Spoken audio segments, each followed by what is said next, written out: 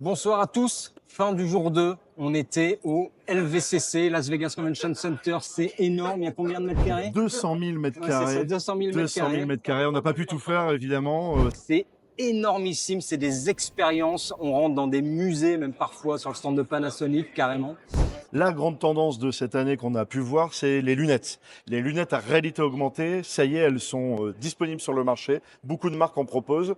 Des lunettes de vue, potentiellement, avec surimpression de l'information. On peut les acheter là demain, ça fonctionne bien. On a essayé. Contrôle sur le côté, c'est bluffant. Vraiment, c'est impressionnant à quel point ça fonctionne bien. La traduction en temps réel, par exemple, c'est canon.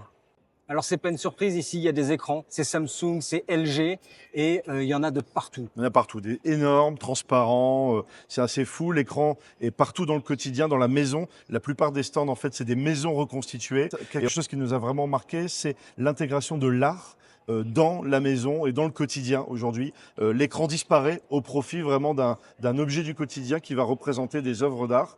Donc ça, c'est l'écran dans la maison, mais c'est aussi l'émergence du e-paper, la technologie qui n'est pas un écran, qui est de l'encre numérique et qui arrive en force aussi, en couleur, en noir et blanc. C'est un énorme avantage, c'est que c'est une économie d'énergie quasiment de zéro, puisque c'est du papier et de l'encre numérique.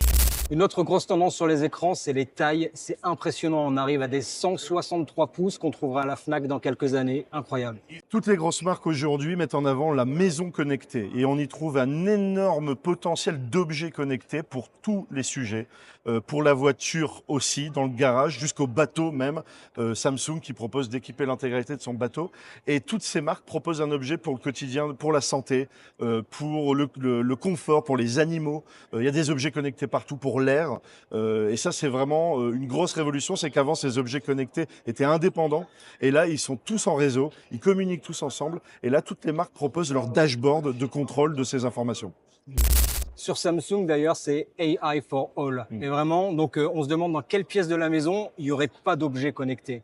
Une des phrases qui revient vachement, c'est de s'occuper de sa famille dans la maison, chacune des pièces, les enfants, les animaux. D'ailleurs, il y a des grosses émergences d'assistants IA pour gérer son quotidien avec sa famille, gérer le sport, gérer ses enfants. C'est d'ailleurs assez perturbant de voir ces outils-là prendre notre place. Moi, j'ai de gros doutes quand même sur l'usage au quotidien de tout ça, mais bon, en fait, on les retrouve aussi dans le B2B.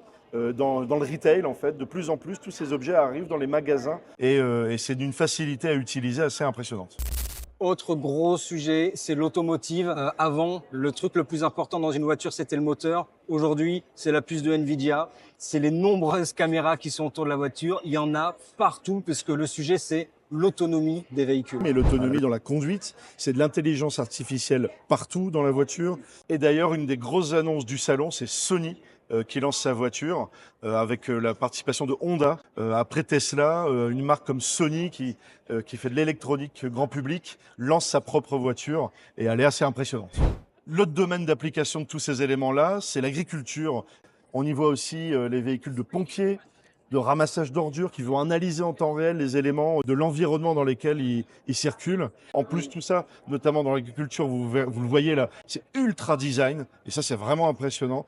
Ça donne envie d'en avoir chez soi, même si on n'a pas de champ à traire. L'autonomie des véhicules, c'est extrêmement important aussi pour les endroits qui sont difficiles d'accès. C'est pour ça qu'on voit des véhicules qui sont dédiés à aller dans l'espace, sur la Lune ou encore sous la mer. Et donc ça, c'est vraiment un gros avantage de l'autonomie du véhicule. Voilà pour le bilan de cette deuxième journée. Fatigué? Au CES, très fatigué, c'était intense. C'était Rudy. Et Nico. Salut. Salut.